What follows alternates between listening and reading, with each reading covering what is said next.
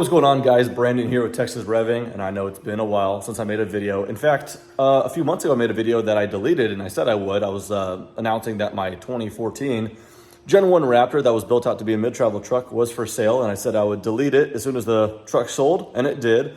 And the reason for the sale, as heartbreaking as it was, I love that truck so much, was because I was getting a Raptor R getting delivered at some point soon.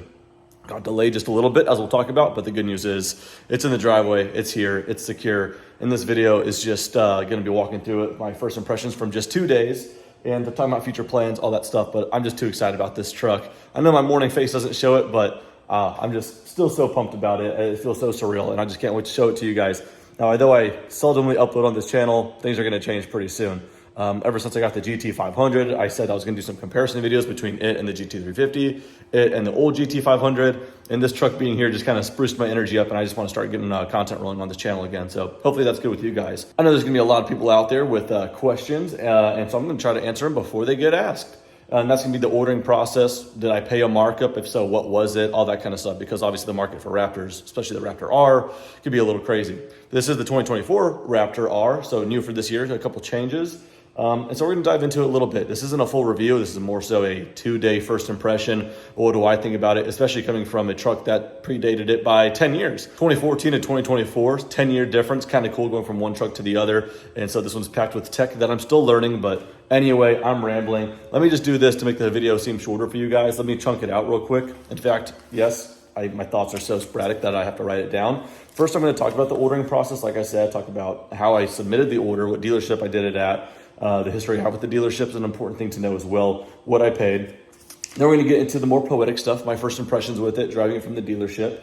This being said, I have only had it for 2 days, and I've only drove it like 130 miles, but definitely got some impressions for sure. Some things that surprised me, some things that excite me, all that kind of stuff. I'll try to talk about some of the differences that happened in the year 2024, even though I haven't owned a truck since, the 2014 model. So I might miss some things, but some things that stand out for me anyway. And then we're gonna dive into some future plans with it as well. And then we're just gonna go for a quick little drive. Maybe I'll talk about the future plans while I drive. There's the chapters. I'll try to put them out in the timeline. So skip around if you don't care about what I paid or the ordering process. You just want to see more walk around in the truck. Skip around, enjoy the video one way or another, but let's go ahead and flip the camera around for me to the truck. I know that's what you guys want to see, so let's go ahead and do it. There she is. So as you guys could see, shelter green, and I know you guys probably heard this before on other videos with shelter green, but videos, pictures just won't do it justice. In fact, it's such a dynamic color. So many times it looks black. Overcast weather is probably my favorite for the color, but it's just not giving it justice here. But I will certainly try. I think maybe this angle. Yeah, you know what? I'm struggling. I'm looking at the phone. It just doesn't look like it in person. It is a metallic, almost bass boat green, and sometimes it's completely black, even in person. Sometimes it's a flat OD green. I mean, it like right here looks black. Anyway, really cool color. Try to get some more close-ups. It's just not doing it. All right, let's get through what I would probably consider the boring part of the video soon, but also the part where most questions are going to get generated. So let's try to answer them now. So ordering process. I ordered it at a dealership I had quite a bit of history with, which is an important detail. I'm trying to address this as not just people who are curious, but people who have been wanting a Raptor R, as I have been. As we know, the first year of the Raptor R was in 2023. And so the frenzy for that started back in, what was it? The rumor around 2021 or 2020, something like that. And then obviously it wasn't a confirmed car until, 2022, I believe, if I have it right. But when the Gen 3 Raptor got unveiled and they had the video of the V6 and everything, and the TRX was out, so everyone assumed it was gonna be a V8, but the EcoBoost rolled out and everyone said there's probably gonna be an additional model. And at the end of that video, they teased the R by drawing out the R on the dirt. And everyone knew what that was gonna be about. Everyone assumed it was gonna be the GT500 engine, that guy, placed in a Raptor with better suspension, all that stuff, and everyone wanted it, including myself. So of course, I try to put the inquiry in at the same dealership that I have history with, plus many other dealerships in the state, out of the state.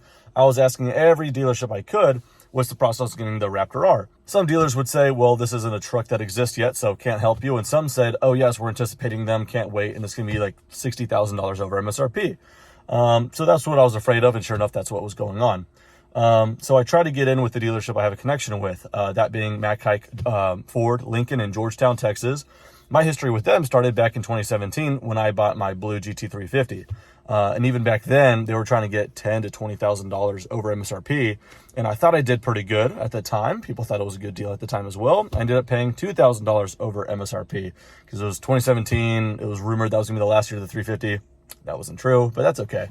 Lightning blue, first year of that color. So you know what? And ultimately, it's still in my garage. I don't regret it. But I bought it back then. Since then, it's only ever been serviced at that dealership.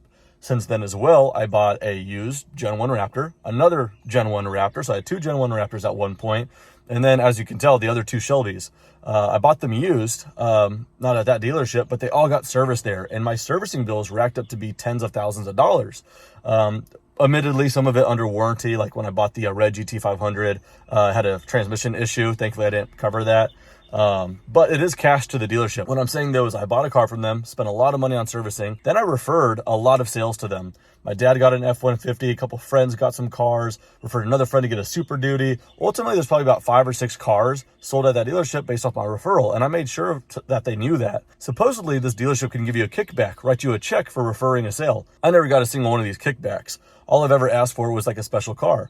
In fact, I tried to order a GT500, carbon fiber track pack, 2022 year model back in 2021, and they said that they would do it for MSRP.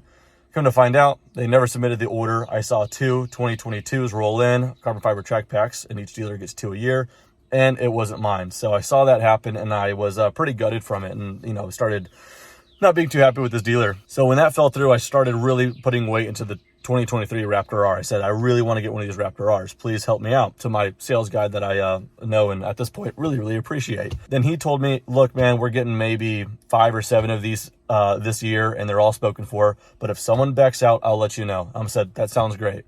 Eventually, someone backed out, and he said, hey, I'll hook it up.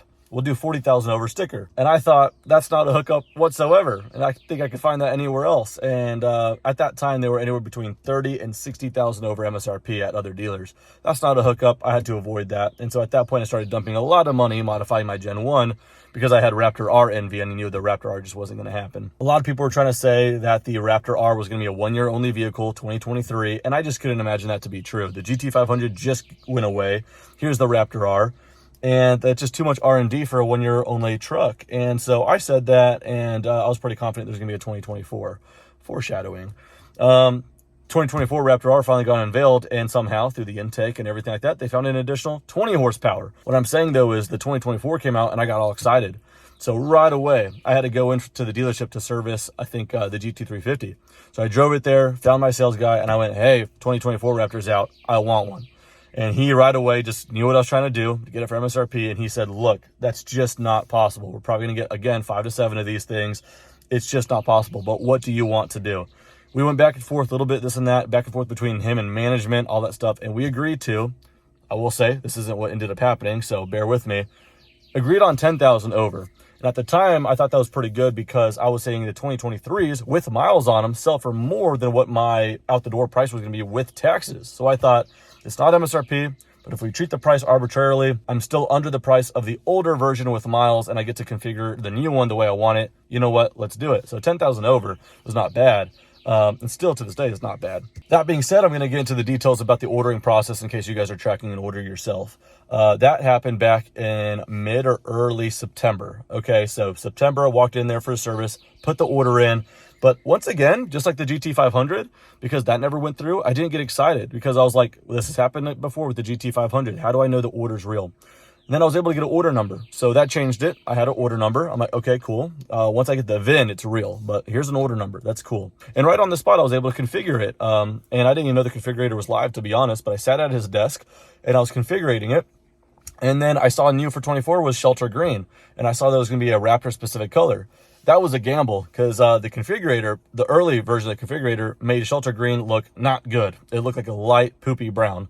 But I'm like, surely it can't look that bad. And everything else was like a pretty standard color. And I really like Raptor specific stuff or specialty colors that maybe only last 1 or 2 years. And that's going to be Shelter Green, I believe.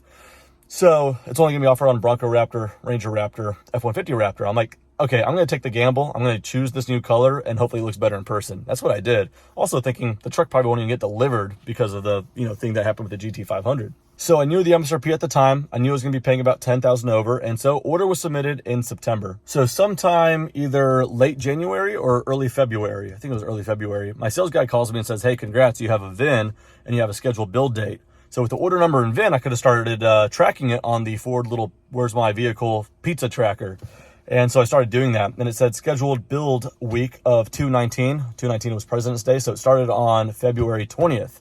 Started getting built. So my little tracker said in production. So sometime in March, it then said built. The next day or two, it said shipped. So it's going to go from Dearborn, Michigan to San Antonio, Texas on a train. Then from San Antonio area, it's going to be loaded up on a truck and go to the Georgetown, Texas area. Now that gave me a little anxiety because at one point, just within the last week, San Antonio, Texas got obliterated with some pretty bad hail.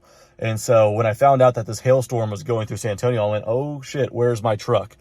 And I'm 99% sure it was at the Kirby, Texas rail yard based off my research. And so I was looking at the radar, and sure enough, this storm cell that produced some pretty nasty hail went right over this rail yard. So that had me gutted. I thought, oh my gosh, we're so close. And now my truck's just out in the elements, probably just getting obliterated.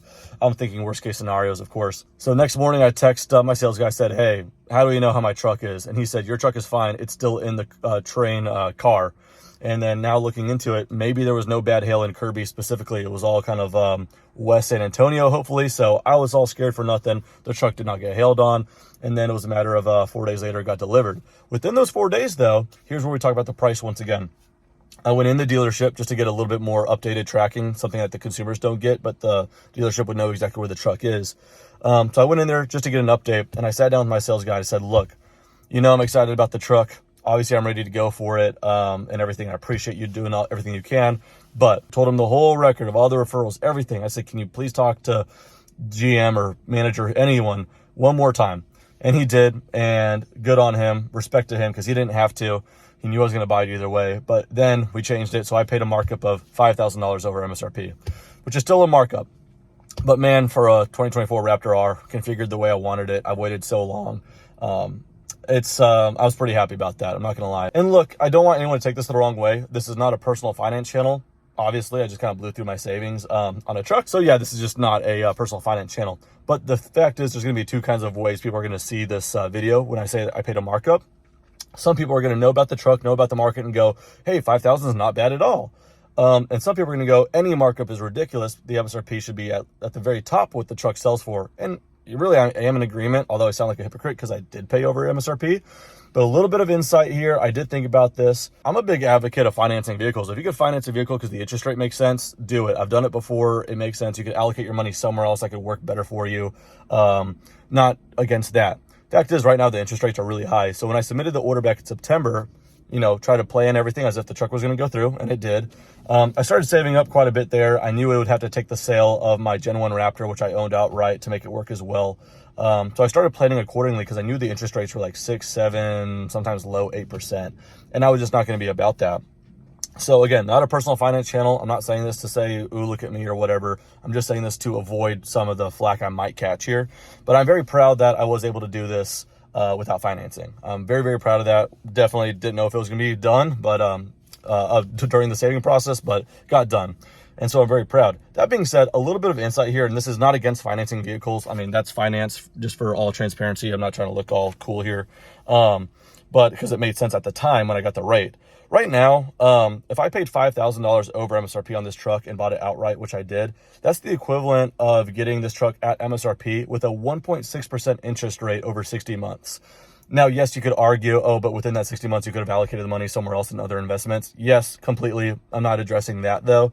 But just as far as what you would have paid in interest, at 1.6% interest at 60 months with this truck at MSRP, you would have paid over $5,000 in interest. I'm not paying any interest. So in case anyone wants to come at me for paying it over MSRP, there you go. That should hopefully extinguish that. Again, I'm not an accountant. I'm not that smart with money, just smart enough to where I could save it to blow it on fun toys.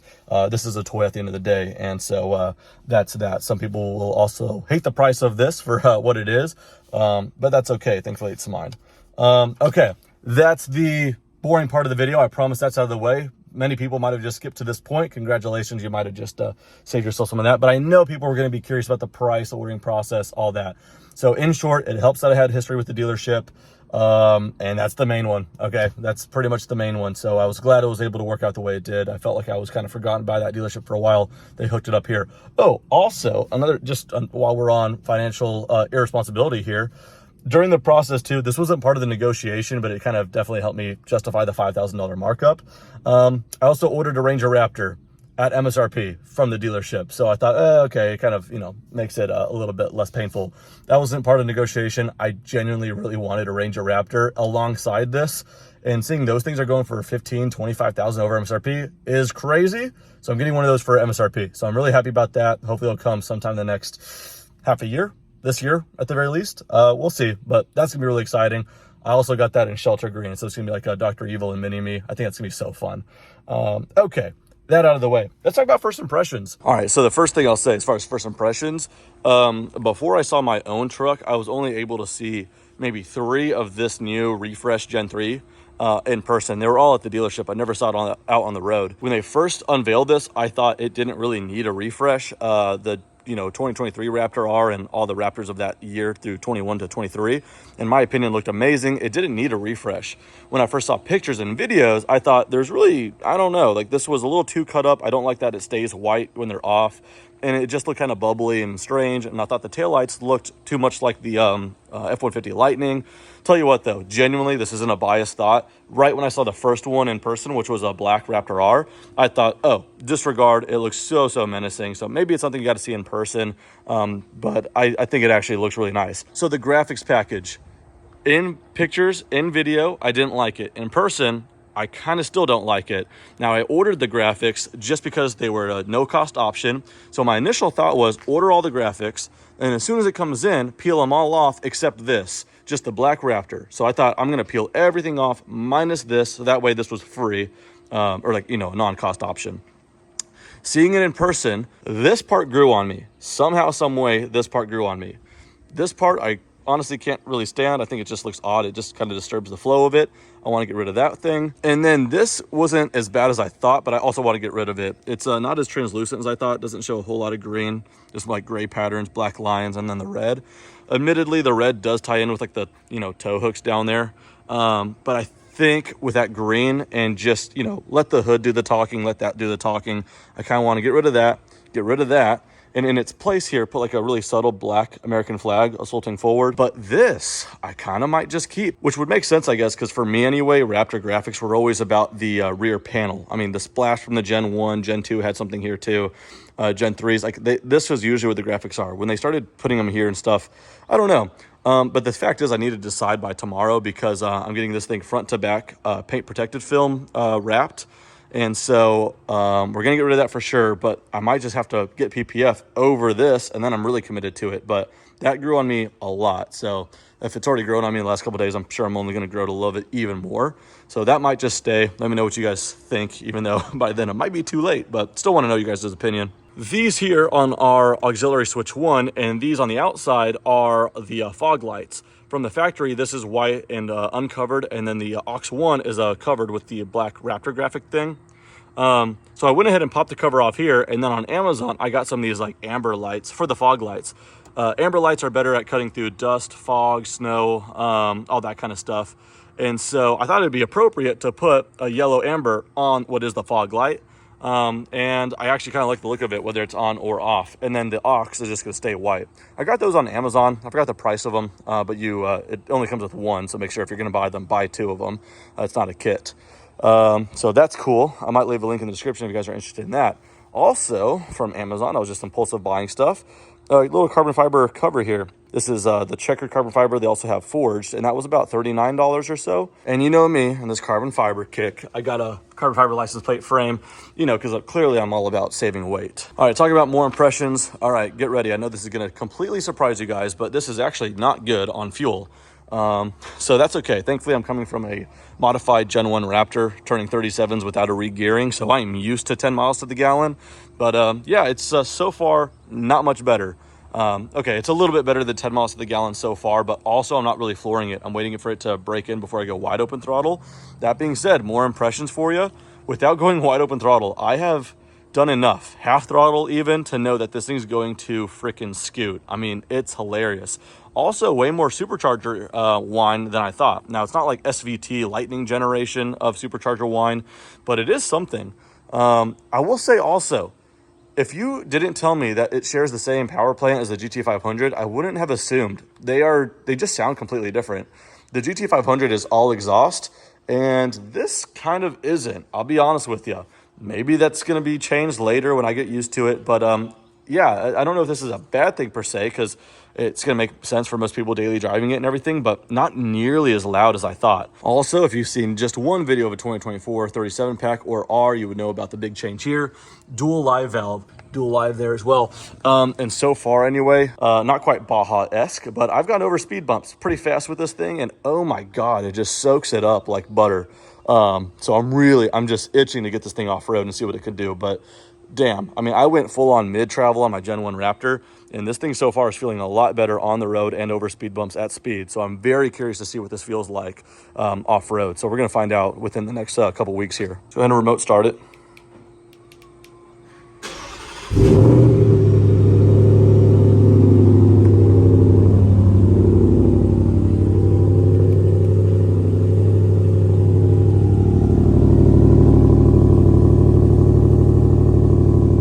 Okay, so it definitely sounds like a V8, but normal, sport, and Baja to me kind of sound pretty similar.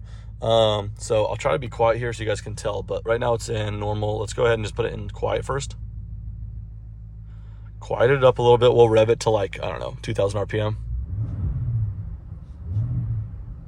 Sounds really interesting, like induction sound. Go to normal. Opened up for sure there. All right, still kind of early-ish in the Sunday morning, so I won't go crazy, but definitely more burbly. Sport. Maybe just slightly louder. This should be balls to the wall here. It even says off-road use only. Sure thing. I don't know, maybe the slightest bit throatier, but just not by much. Up with the back glass just a little bit. Again, definitely sounds like a V8. Sounds very clean and linear, just not nasty, and that's fine. I mean, for the road, it's going to be fine. I'm not in a rush to modify anything with this thing, so we're going to do it like this, and then later, I'm sure there's going to be just like some kind of catback thing to do, but we'll see. We won't rush anything. So I wish I was able to give you guys a little bit more insight on what's changed specifically on the 24, from 23 to 24. Unfortunately, I came from a decade-old truck, so everything's new to me. But from what I remember, heads-up display, absolutely freaking loving that. Honestly, the startup sequence is so cool, and it's sharp, and it's actually a big display. You probably won't be able to, there you go, you can see how sharp it is there. But although you can see it here, the heads-up display actually goes about this tall. As soon as you put in something in navigation through like wireless Apple CarPlay, you start getting arrows way up here in color, but it's still translucent enough to where it doesn't feel like it gets in the way of the road. It's a really cool system. I believe the carbon fiber weave changed a little bit for 2024 as well on the 37s and the Rs, maybe on the 35s too if you option in the carbon fiber. On the R, you get carbon fiber right here with a little R printed right there. F-150 Raptors for 24 lost the red stripe, but the material is different. It's more of a textured, hopefully you guys can see that. But the Bronco Raptor and Ranger Raptor have the red leather. So F-150 has just lost that, whether it's an R or not. Interesting. All right, so going for a quick little drive, holding my phone here best I can. Remember, when I say my impressions, this is coming from someone who was coming from a 2014 Raptor that was modified to, mid-travel truck as a daily driver. So when I tell you that this feels like a Rolls Royce to me, take that into account. But this thing is just the do-everything vehicle. It's still a pickup truck utility-wise, but it's got the off-road nature of a Raptor, so it's going to be fun. The engine of a GT500, so there's that for you. But just puttering around, it's just so luxurious, so much so that it could almost be considered a con. This is such a nice truck. It's so hard to imagine doing the things I did with my Gen 1 with this. The interior is so nice. You almost feel guilty Bajaing it around that you almost don't want to get the interior dirty, but it is a truck at the end of the day, so, I'll get over it. But yeah, it's just a whole different impression than what I'm used to. It just drives so smooth. The 10-speed transmission is actually really seamless. I can't wait to mess with the paddle shifters and Baja mode and all that soon as well. But I mean, just a really nice cruiser. Minus the fuel economy, you would want to drive this, everywhere. One thing I noticed as well, when I come to a stop, it does not, in fact, have auto shut off. In fact, I know that should be positioned right about here, but it's not. So I don't know if that's due for 2024. I would assume that's just a Raptor R thing, if I had to guess. Let me know if you guys have that confirmed as well. But from what I can tell, there's no auto shut off, which I'm a fan of because I would have been disabling that all the time. So that's really nice. Another thing is I've only taken 2 calls in this truck via Bluetooth. And I'll be honest, it sounds so freaking good. Already the interior, cabin noise and everything is really quiet, but the audio itself from my voice, there's a microphone right above my head. The speakers project the person on the other line really well. It almost feels like I'm in a freaking podcast studio. The sound through a Bluetooth call is amazing. The sound system, Bang & Olufsen sound system, when I'm playing my music through Apple CarPlay, sounds amazing. Like I said, won't go wide open throttle or anything too crazy, but man, I've had enough just to know the taste of it. And it's gonna be a fun one. So we'll give it something here.